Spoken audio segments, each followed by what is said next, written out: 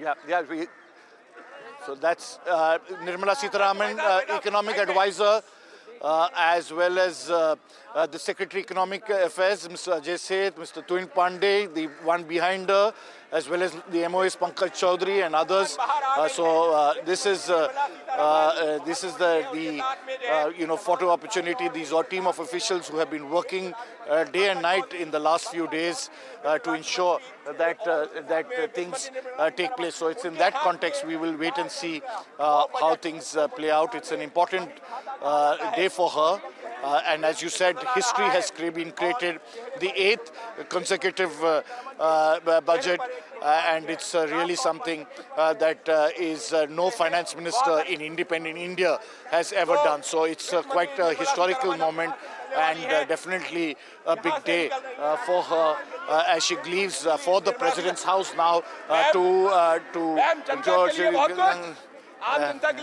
So this is her saying that she's shows the budget and goes and leaves for... Finance Minister Nirmala Sitharaman, India's first full-time female finance minister, made a notable departure from tradition by replacing the iconic budget briefcase with a Bahi Khata.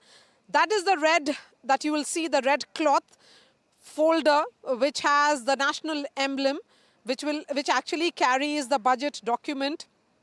She has already swapped traditional papers with a digital tablet for carrying her speech and other budget documents.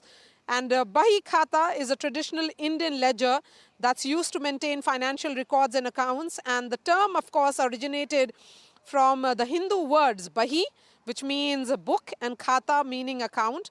And traditionally, these ledgers featured writing handwritten entries in a structured format which ensured financial accountability. Sanchita, Finance Minister Nirmala Sitharaman, in a white Katha sari, today is presenting her 8th budget. What a fantastic day for the country. Absolutely. Really looking forward to it. And it's always a pleasure to be here on the budget day at Vijay Chowk. The energy is very dynamic and all of us are expecting some really good impetus in policy making to the economy, as well as some impetus to start off urban consumption, social welfare schemes, the good work that the government has done in terms of capex spending on the economy in terms of infrastructure, the impetus given to manufacturing, Make in India, PLI schemes, all of that, we would expect that to continue. However, having said that, I think she's presenting it in a very challenging environment of geopolitical tensions, with the Donald Trump-elect President of United States of America already declaring tariff wars. We do have huge interest payments coming up. 30% of the government's coffers actually go in servicing the interest payments of the government's borrowing. So it is a tightrope management that she would be doing along with managing the fiscal deficit.